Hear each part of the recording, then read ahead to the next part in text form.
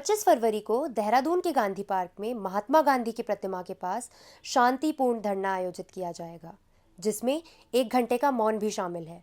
प्रदर्शन के आयोजक इंडिया गठबंधन की नागरिकों और सामाजिक संगठनों से अपील है कि वे इसमें शामिल हों और संदेश दें कि पुनर्वास के बिना बेदखली अमानवीय है और विकास के नाम पर गरीबों के घर उजाड़ना सरासर गलत है। 25 फरवरी को इंडिया गठबंधन के द्वारा आहूत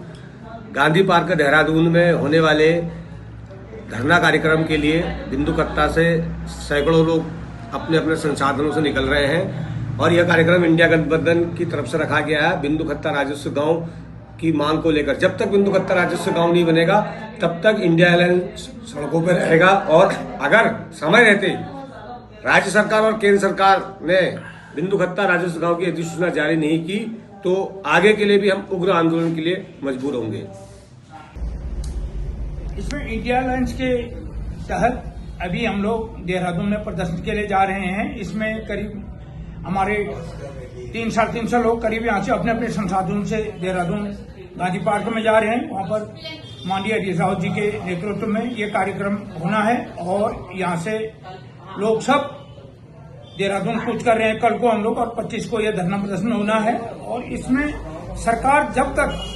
बिंदु कत्ता को राजस्व गांव नहीं बनाएगी तब तक हमारे धरना प्रदर्शन जारी रहेगा और अगर इन्होंने इसमें कोई फेरबदल कुछ करने का प्रयास किया तो ये आंदोलन और भी उग्र होगा और हम इसके लिए सरकार खुद इसके लिए जिम्मेदार होगी और जनता आक्रोशित है। जब तक बिंदु कत्ता राजस्व नहीं बनेगा तब तक हम इस लड़ाई को जारी रखेंगे। अभी जो 18 तारीख को यहाँ तमाम बिंदु कत्ता के तमाम लोग जो है यहाँ पे सड़कों पर उतरे हैं और हमारी ये मूल समस्या है कि राजस्व गांव होनी चाहिए। बिंदु कत्ता के वासियों ने कई बार राजस्व गांव की मांग के लिए आंदोलन किए हैं और ये 18 तारीख का एक बड़ा एक सांकेतिक मतलब बड़ा रैली थी, लेकिन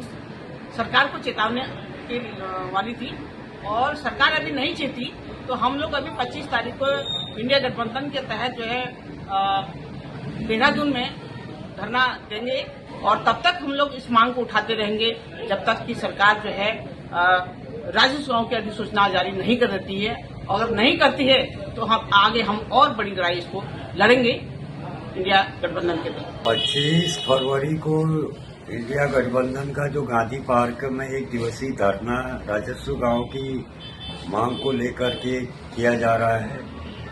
और उसमें सरकार अगर इसको प्रस्ताव कैबिनेट में ला करके केंद्र सरकार को अगर भेजती है तो जब तक केंद्र सरकार ये भूमि ट्रांसफर करके जो है इसको राजस्व गांव की प्रक्रिया से नहीं जोड़ेगी तब तक जो है कि इंडिया गठबंधन लगातार अपने इस आंदोलन को जो है लगातार संघर्षों को आगे बढ़ाएगी। आगामी 25 तारीख को जो गांधी पार्क में देहरादून में जो धरना कार्यक्रम है वो हमारे यहाँ पर 18 फरवरी को जो हमारा बिंदु कत्ता की राजस्व गांव की मांग को लेकर बहुत बड़ी रैली हुई थी। इसमें हमारे माननीय पूर्व मुख्यमंत्री हरीश रावत जी आए थे और उन्होंने वहीं से मन से घोषणा की थी कि हम जो है 25 तारीख को धरना बैठेंगे। रावत जी हमारे बिंदु कत्ता के हितैषी रहे हैं। कई लोगों को दिक्कत है कि भाई नेता लोग क्यों बोल रहे हैं, नेता नहीं बोलेंगे तो कौन बोलेगा। रावत जी ने जब बिंदु कत्ता बस रहा था, जब कभी कभी यहाँ पे पुलिस वाले होते जब उठाने की बिंदु कत्ते को उठाने की बात होती थी तब रावत जी ने उसमें बयान दिया था जब अल्मोड़ा के सांसद थे बिंदु कत्ता जैसे 7 बिंदु कत्ते और बसाए जाने चाहिए क्योंकि पहाड़ की भौगोलिक स्थिति इतनी खराब है और वहाँ पर इतनी मुश्किलें हैं। आदमी का वहाँ जीना हराम है, आदमी बड़ी मुश्किल से जीता है। वहाँ अगर उत्तराखंड में आप सबको संपन्न देखना चाहते तो ऐसे 7 बिंदु कत्ते और बसाया जाना चाहिए। उन्होंने जब अल्मोड़ा क्षेत्र के वो सांसद थे तब उन्होंने ये बात कही थी। वो शुरू से हमारे हितैषी रहे। जब यहाँ पर भूमि संगठन ने आंदोलन किया या अन्य कांग्रेसी आंदोलन हुआ हम हमेशा यहाँ के लोग रावत जी के पास गए और उन्होंने उसका समाधान ढूंढने की कोशिश की और जब उन्होंने नगर पालिका घोषित की जब उनका एक उस समय में वो मुख्यमंत्री बने, बहुत कम समय था उनका और उन्होंने नगर पालिका यहाँ पर देने की कोशिश की लेकिन लोगों को रास नहीं आया। लोग सीधे राजस्व गांव की मांग करते। उसमें भाजपा के कई बड़े बड़े नेता थे जो विधायक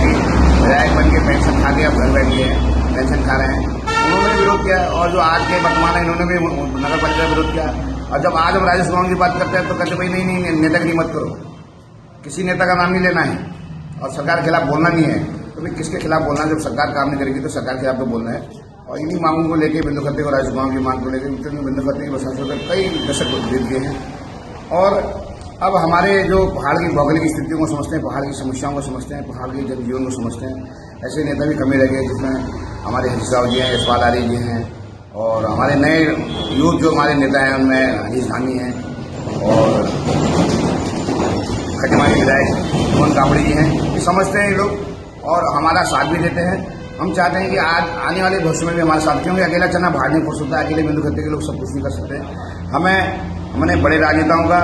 हर किसी के, हर समाज के, हर तबके का, हर क्षेत्र का, पूरे उत्तराखंड का मैं तो समर्थन 25 तारीख को होने वाले इस धरना प्रदर्शन में बिंदु कत्ता से इंडिया गठबंधन के नेतृत्व में कितने लोग कूच कर रहे हैं? यहाँ से कम 400-500 लोग कुछ करेंगे और सबको अपने अपने साधन से जाने की व्यवस्था लोगों ने कई बात कही है और सब अपने अपने साधन से जाएंगे और क्योंकि दूर है और लोगों के पास धन का भी अभाव रहता है, तो जो जा सकते हैं वो जा रहे हैं। धन्यवाद। धन्यवाद। देखिए, जो 25 तारीख की तैयारी है हमारी, हम यहाँ से देहरादून जा रहे हैं और गांधी पार्क में हम धरने में बैठेंगे, क्योंकि जो प्रस्ताव ये ला रहे हैं वो प्रस्ताव कई बार आ चुका है और हमें अब सीधे जो है राजस्व गांव चाहिए, उसकी मांग को लेकर हम वहाँ पर धरने में बैठ रहे हैं और 25 तारीख की तैयारी जारी है। धन्यवाद। गौरतलब है कि अभी कुछ ही समय पूर्व बिंदुखत्ता की जनता ने राजस्व ग्राम बनाए जाने की मांग को लेकर नैनीताल जिले में विशाल प्रदर्शन किया था और अब बिंदुखत्ता वासियों की इंडिया गठबंधन के समर्थन से देहरादून में आयोजित इस धरने में पहुंचने की भी खबरें आ रही हैं। इस मुद्दे को लेकर की गई प्रेस वार्ता के दौरान पूर्व मुख्यमंत्री हरीश रावत ने कहा कि उत्तराखंड में साल 2016 तक लोगों को सरकार द्वारा उनकी जमीनों को लेकर मालिकाना हक देने की प्रक्रिया शुरू की गई थी। राज्य के अंदर वर्षों से विभिन्न खत्तों, गोठों या टोंगिया ग्रामों या इस तरीके की जो बसासतें हैं, जैसे गांधी ग्राम जैसी ऋषिकेश में और दूसरी हरिग्राम, इंदिरा ग्राम आदि आदि आदि आदि, इन सबको राजस्व गांव का दर्जा देने की मांग वर्षों से उठ रही है और इनको राजस्व गांव का डिक्लेयर करे राज्य सरकार और इन गांवों में बसे हुए लोगों की हित को, उनके छत के और उनके जमीन के कास के हित को संरक्षित किया जाए।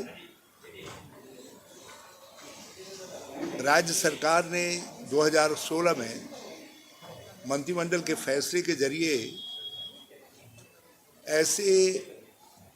करीब 2-2.5 लाख छोटे छोटे जो कब्जेदार हैं सरकारी भूमि में, ग्राम समाज की ज़मीनों में, दूसरी ज़मीनों में, उनको मालिकाना हक देने का फैसला किया और उसके 10 बिंदु थे जिसके अंदर सब लोग कवर होते थे, लेकिन आज उनको सिस्टमेटिक तरीके से उजाड़ा जा रहा है, उनके पट्टे रद्द किए जा रहे हैं और उनको कब्जे पर लिया जा रहा है। राज्य की विधानसभा ने एक एक्ट पारित किया मलिन बस्तियों को लेकर के कि 2016 तक जो मलिन बस्तियां बसी हुई हैं उनको वर्गीकृत किया गया और करने के बाद ये कहा गया कि इनमें बसे हुए लोगों को मालिकाना हक दिया जाएगा। अब उनको भी उजाड़ने का प्रयास हो रहा है। देहरादून में वो प्रयास प्रारंभ हो गया और जगह भी उस प्रयास को आगे बढ़ाया जा रहा है और सीलिंग से या दूसरे तरीके से जो जमीन एकत्रित की गई थी उसका लैंड पूल बनाया गया था जमीन का। वो पूल इसलिए बनाया गया था ताकि जो राज्य के भूमिहीन हैं या आपदाग्रस्त गांव जो हैं उनको वहां पर पुनर्वासित किया जा सके। लेकिन अब उन जमीनों को लीज पर दे करके बड़े बड़े पूंजीपतियों को उसको खुर्द-बुर्द किया जा रहा है उनको, जिसके बाद सालों से लोगों ने उन स्थानों को स्थायी मानकर जीवन बसाया था। आज देहरादून के वही परिवार एलिवेटेड रोड परियोजना के नाम पर अपने घर उजाड़े जाने को लेकर सहमे हुए हैं। इन परिवारों का कहना है कि उन्होंने अपनी जिंदगी भर की जमा पूंजी से घर बनाए, अपने बच्चों को स्कूल भेजा, शहर की अर्थव्यवस्था में टैक्स देकर भी योगदान दिया, लेकिन अब उन्हें अचानक से अतिक्रमणकारी बताकर हटाने की चेतावनी दी जा रही है। इसी मामले में इंडिया गठबंधन से जुड़े इंद्रेश मैखुरी ने सरकार की कड़ी निंदा करते हुए कहा है कि भाजपा सरकार ने कभी भी गरीबों को बसाने का काम नहीं किया, बल्कि लगातार उन्हें उजाड़ने के बारे में ही सोचा। उनका यह भी कहना है कि शहर के विकास की योजनाओं के नाम पर बार बार वही तबका निशाने पर आता है जो सबसे कमजोर है, जिससे उस बस्ती में रहने वाले बच्चों, महिलाओं और बुजुर्गों पर गहरी असुरक्षा देखने को मिलती है। देखिए, यहाँ उत्तराखंड में जो वन भूमि पर बसे हुए लोग हैं, खत्ते हैं, टोंगिया गांव हैं, तमाम इस तरह की बसासतें हैं और ऐसी बस्तियां हैं, तो सरकारों की तरफ से लगातार ये कोशिश है कि उनको कैसे उजाड़ा जाए। ये जो भारतीय जनता पार्टी की सरकार है, एक तरह से बुलडोज़र इसका सिग्नेचर, और पिछले 10-12 वर्षों में किसी को इन्होंने बसाया हो ऐसा एक उदाहरण नहीं, लेकिन लोगों को लगातार उजाड़ने का कार्यक्रम चल रहा है। बिंदुकत्ता में तो हमने देखा कि मुख्यमंत्री जी की घोषणा विलोपित कर दी गई, पहले मुख्यमंत्री की घोषणा हुई फिर विलोपित हो गई। इसी तरह से कुचड़ी में, रामनगर में, वहाँ वनाधिकार के तहत लोगों ने दावे लगाए थे, उसके बावजूद वहाँ बुलडोज़र चला दिया गया। बागजाला में 90 साल के पट्टे थे जो कि हर 30 बरस पर रिन्यू होने थे, भारतीय जनता पार्टी की सरकार के समय वो रिन्यू नहीं थे। और ज़मीन के सवालों का भी एक तरह से सांप्रदायिकरण करने की कोशिश, उनको धर्म के आधार पर बांटने की कोशिश सरकार में चल रही है। तो इंडिया गठबंधन की तरफ से हम लोग ऐसे तमाम लोगों के साथ जो भूमि के मालिकाना अधिकार के लिए संघर्ष कर रहे हैं, उनके साथ खड़े हैं और इसी के तहत 25 फरवरी को एक बड़ा धरना इन सारे सवालों पर होगा कि लोगों को उजाड़ने का नहीं बल्कि बसाने का काम हो, बसे हुए लोगों को उनका भूमि का मालिकाना अधिकार मिले। अब ये देखना दिलचस्प होगा कि बिंदुखत्ता को राजस्व ग्राम बनाने की नैनीताल जिले से शुरू हुई ये मुहिम समस्त उत्तराखंड के भूमिहीनों, सरकारी भूमि के कब्जेदारों व वन भूमि में दशकों पूर्व से बसी हुई बस्तियों की एकजुट आवाज बनने में किस हद तक सफल हो पाती है।